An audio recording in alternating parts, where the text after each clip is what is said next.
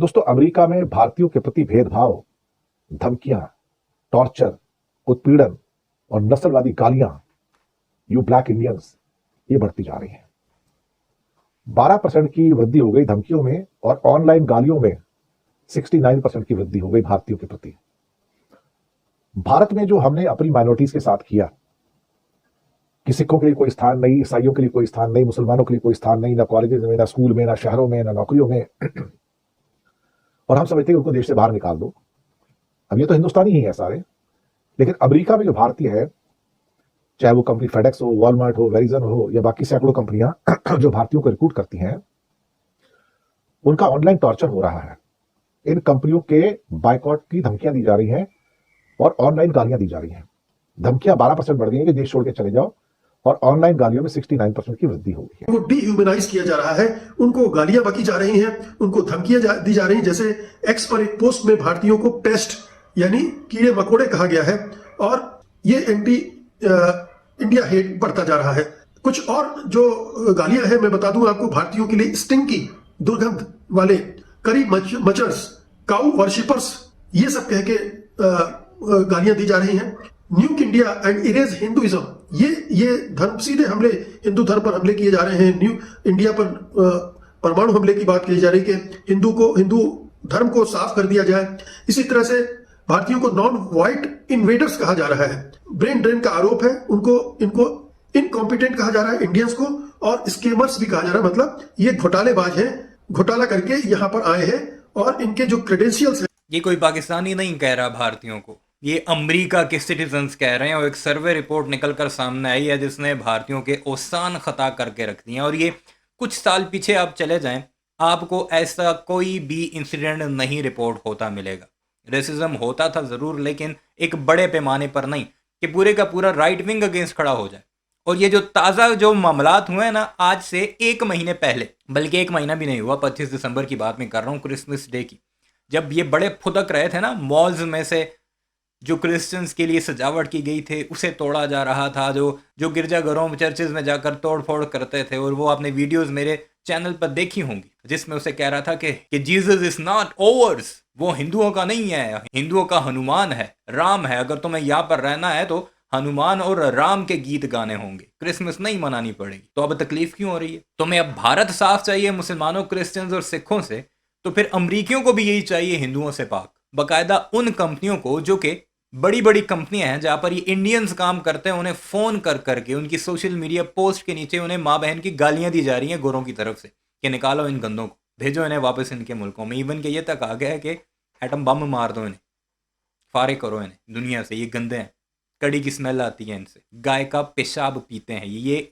हमारे वर्ड्स नहीं है, पाकिस्तानियों के नहीं है, गोरों के, अमेरिकन्स के, जिनकी तुम पूजा पाठ करते थे तुम्हारे बारे में। और ये नरेंद्र मोदी की लगाई हुई आग है सारी, क्योंकि कांग्रेस के दौर में आपको इस तरह की छूट नहीं मिलेगी इन हिंदू इंतहा पसंदों को कि वो किसी भी मजहबी जगह पर जाकर जो मर्जी कर लें। पहले मुसलमान विक्टिम्स हुआ करते थे, सारे हंसते थे, अब आगे क्रिश्चियनों के ऊपर, अभी आगे ईद आएगी, रमज़ान आएगा, तो यही सब कुछ मुसलमानों के साथ भी होगा, क्योंकि यही इन्हें पढ़ाया और सिखाया जाता है। वैसे ही तो नहीं पजीत करती दुनिया ने।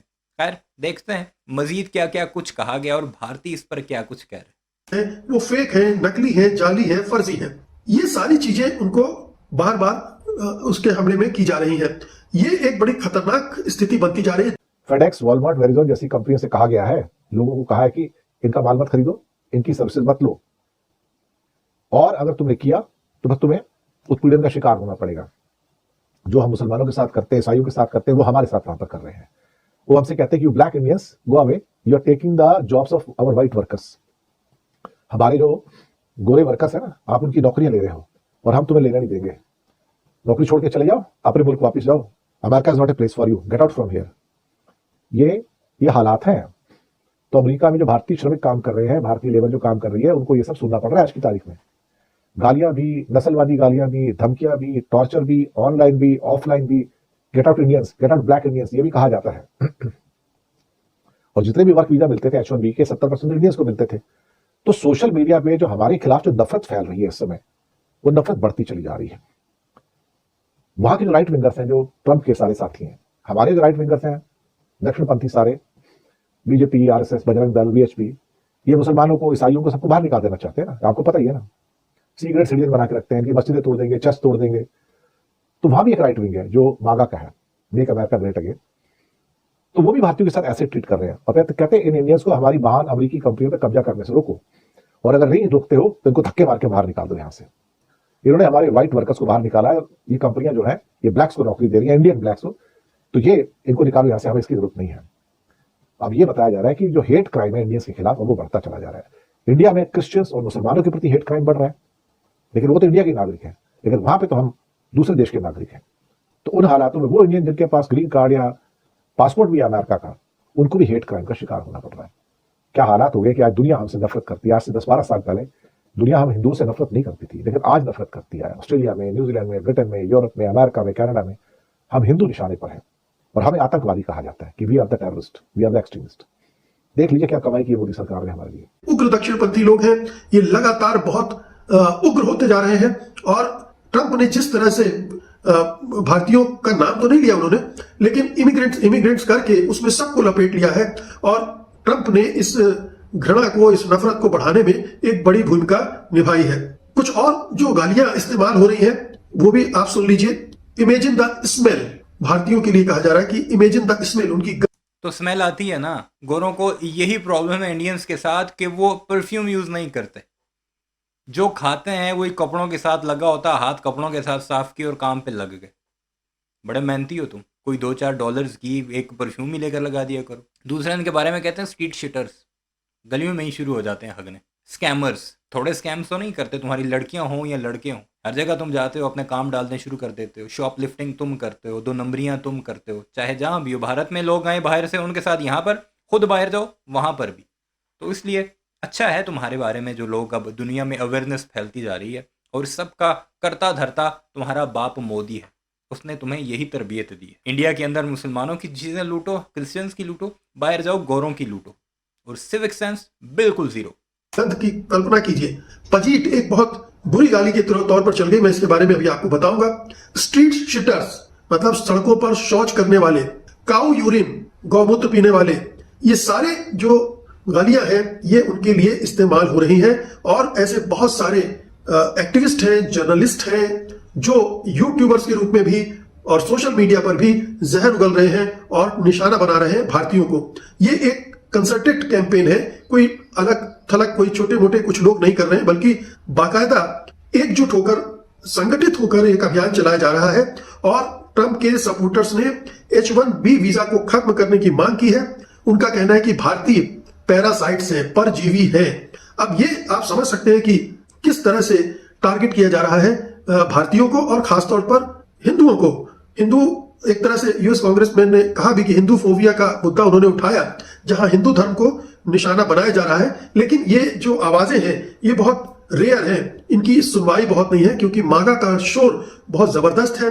उसे ट्रंप का पैट्रोनेज मिल रहा है, ट्रंप का संरक्षण मिल रहा है, ट्रंप से बढ़ावा मिल रहा है, इसलिए ये लगातार बढ़ता जा रहा है।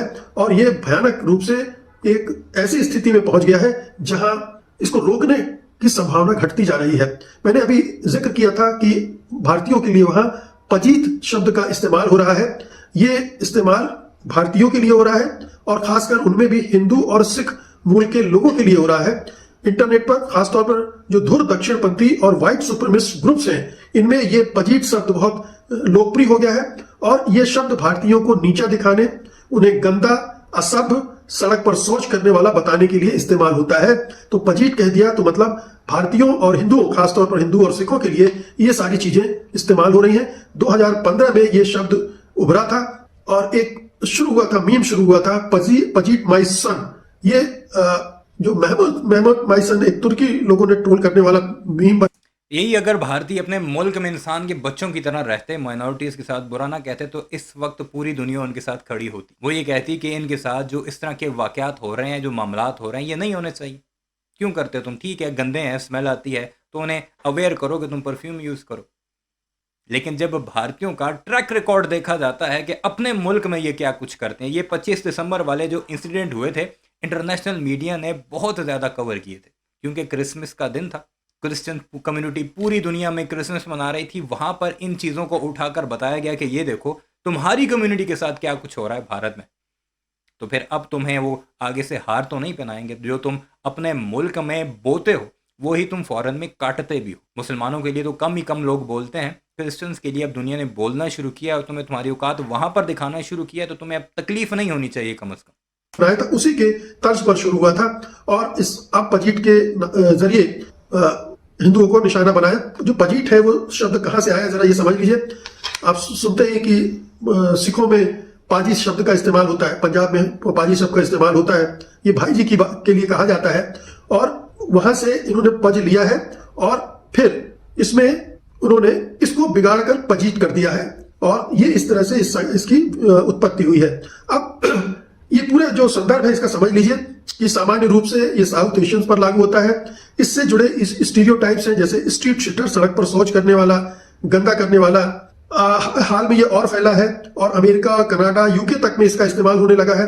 जी, हर जगह होगा, जहाँ जहाँ क्रिश्चियन कम्युनिटी रहती है वहाँ वहाँ होगा। न्यूजीलैंड में तुम्हारे खिलाफ बाकायदा रैली निकली है, प्रोटेस्ट किया गया है कि निकलो यहाँ से। हालांकि न्यूजीलैंड की आबादी बहुत कम है, बहुत थोड़े लोग वहाँ पर रहते हैं, लेकिन वहाँ पर भी तुमने गन मचाया हुआ है। बहरहाल इस सारे मामले पर आपकी क्या राय है, क्योंकि मैंने अपनी वीडियोस के ज़रिए आपको मुसलमानों के साथ जो ये कुछ करते हैं, क्रिश्चियंस के साथ जो कुछ ये करते हैं, वो सब बताया, तो आप ज़्यादा बेहतर राय दे सकते हैं। तो ज़रूर बताइएगा। चैनल को सब्सक्राइब नहीं किया तो ऐसे वीडियोज़ के लिए उसे भी ज़रूर सब्सक्राइब कीजिएगा।